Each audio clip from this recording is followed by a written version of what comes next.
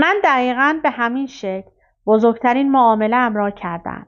چکی به مبلغ $25,000 امضا کردم و آنگاه به دست و پا افتادم تا تهیه‌اش کنم. اما اگر همان وقت و همانجا چک را امضا نکرده بودم، فرصتی عالی را از دست می‌دادم. گفت این یکی از مهمترین درس‌های کسب و کارم بود. اشخاصی که صبر می‌کنند تا اوضاع و شرایط عالی از راه برسد، هرگز کاری را به انجام نمی‌رسانند. زمان مطلوب برای عمل همین حالاست. درس دیگری که این تمرین کوچک می‌تواند به تو بیاموزد این است: اگر می‌خواهی در زندگی موفق شوی، باید مطمئن باشی که حق انتخاب نداری.